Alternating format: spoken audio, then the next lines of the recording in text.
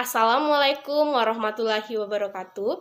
Perkenalkan, nama saya Mega Oksabella, tingkat 1 konversi keperawatan. Baiklah, dalam materi ini saya akan menjelaskan materi pembelajaran pengenalan obat antibiotik dan antikoagulan.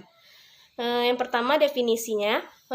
Antibiotik merupakan terapi pengobatan untuk infeksi bakteri karena antibiotik telah mengurangi morbiditas serta meningkatkan keselamatan pasien yang mengalami infeksi bakteri. Sedangkan antikoagulan adalah zat yang mencegah terjadinya pembekuan darah. Berikut adalah tujuan penggunaan obat antibiotik dan antikoagulan. Berdasarkan tujuan penggunaannya, antibiotik dibedakan menjadi antibiotik terapi dan antibiotik profilaksi. Antibiotik terapi dibedakan menjadi antibiotik terapi empiris dan terapi definitif. Penggunaan antibiotik untuk terapi empiris adalah penggunaan antibiotik pada kasus infeksi yang belum diketahui jenis bakteri penyebabnya. Tujuan pemberian antibiotik untuk terapi empiris adalah eradikasi atau penghambatan pertumbuhan bakteri yang diduga menjadi penyebab infeksi sebelum diperoleh hasil pemeriksaan mikrobiologi. Sedangkan penggunaan antibiotik untuk terapi definitif adalah penggunaan antibiotik pada kasus infeksi yang sudah diketahui jenis bakteri penyebabnya dan pola resistensinya. Tujuan pemberian antibiotik definitif adalah eradikasi atau penghambatan pertumbuhan bakteri yang menjadi penyebab infeksi berdasarkan hasil pemeriksaan mikrobiologi. Antibiotik profilaksi adalah antibiotik yang diberikan sebelum atau saat dan sehingga 24 jam pasca operasi pada kasus yang secara klinis tidak didapatkan tanda-tanda infeksi dengan tujuan untuk mencegah terjadinya infeksi luka operasi. Sedangkan antikoagulan digunakan untuk mencegah pembekuan darah dengan jalan menghambat pembentukan atau menghambat fungsi beberapa faktor pembekuan darah. Atas dasar ini, antikoagulan diperlukan untuk mencegah terbentuknya dan meluasnya trombus dan emboli, maupun untuk mencegah bekunya darah in vitro.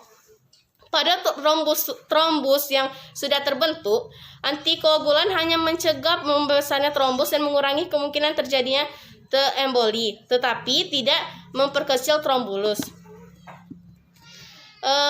Adapun jenis obat antibiotik dan antikoagulan berdasarkan mekanisme kerja antibiotik. Yang pertama, inhibisi sintesis dinding sel, yaitu antibiotik pertama bekerja dengan inhibisi enzim trapepsidase oleh pensilin dan cefalosporin. Fungsi kedua ini bekerja dengan menghambat langkah awal dengan biosintesis peptidoglycan. Jenis ini terbagi menjadi antibiotik beta-lactam yang itu terdiri berbagai golongan obat yang mempunyai struktur cincin beta-lactam.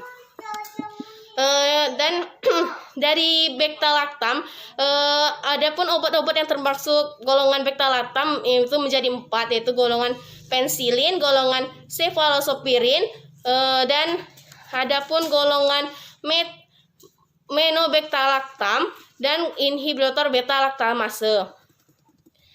Yang kedua yaitu basitarisin adalah kelompok yang terdiri dari antibiotik polipeptida yang terutama adalah besitarasin A. Besitarasin tersedia dalam bentuk sediaan topikal dan jarang menyebabkan hipersensitivitas terhadap tetapi bersifat nefroksis bila memenuhi sirkulasi sistemik. Dan yang ketiga yaitu ada vancomycin yang merupakan antibiotik ini ketiga yang terutama aktif terhadap vektor gram positif. Dan semua vancomycin hanya diindikasikan untuk infeksi yang disebabkan oleh S. aureus yang resisten terhadap mistelizin atau MRSA.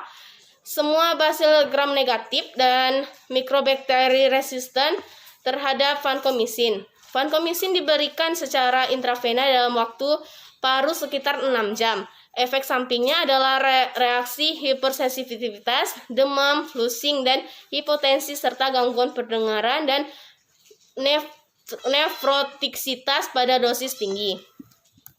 Dan yang keempat yaitu sistem inhibisi sintesis protein yang terbagi menjadi aminoglikosida, tetracycline, chloramphenicol, dan makrolida.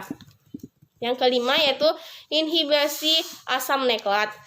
Dan yang keenam, obat antitrombolit yang menghambat enzim-enzim esensial dalam metabolisme folat. Sedangkan jenis antikoagulan antara lain yaitu EDTA yang biasa digunakan untuk beberapa macam pemeriksaan hematologi seperti penetapan kadar hemoglobin, hitung jumlah leukosit, eritrosit, trombosit, retikulosit, hematokrit, dan penempatan laju endap darah. Karena EDTA tidak berpengaruh terhadap bentuk eritrosit dalam leukosit, sehingga EDTA adalah antikoagulan yang sangat baik untuk digunakan dalam pemeriksaan hematologi.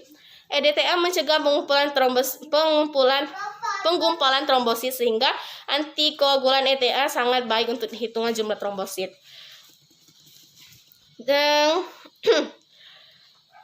heparin merupakan antikoagulan yang jarang digunakan untuk pemeriksaan hematologi karena harganya yang relatif mahal, tetapi menjadi antikoagulan pilihan karena tidak mengubah komposisi darah. Sedangkan natrium sitrat yang digunakan dalam bentuk larutan memiliki konsentrasi 3,2% dan 3,8%. Natrium sitrat menghambat koagulasi dengan cara menghadapkan ion kalsium sehingga menjadi bentuk yang tidak aktif. Dan yang selanjutnya itu antikoagulan oksalat, tersedia dalam bentuk natrium oksalat, kalium oksalat, dan amonium oksalat. Oksalat bekerja sebagai antikoagulan dengan cara mengikat ion kalsium, umumnya bersifat toksik dan berbahaya. Antikoagulan oksalat yang umum digunakan adalah kalsium oksalat yang dikombinasi dengan natrium fluorida atau NaF untuk pemeriksaan glukosa dalam darah. Selanjutnya yaitu ada pula warfarin, merupakan golongan obat yang bekerja tidak langsung dengan menghambat vitamin K sehingga akan mengganggu pembentukan faktor koagulasi. Dan selanjutnya ada pun indikasi penggunaan obat antibiotik dan antikoagulan. Penggunaan obat antibiotik secara prinsip pemilih antimikroba yang tepat harus mempertimbangkan aktivitas mikrobiologik dan farmakodinamik masing-masing terhadap pola sensitif kuman setempat. Indikasi penggunaan obat antibiotik antikoagulan. Indikasi utama terapi antikoagulan oral adalah trombosis vena dalam. Selain itu juga digunakan pada pasien embolisi paru, fibrasi atrium dengan resiko embolasi, dan pasien dengan katup jantung prostatik mekanik untuk mencegah terjadinya emboli di atas katup tersebut. Sekian materi dari saya. Terima kasih atas waktunya. Wassalamualaikum warahmatullahi wabarakatuh.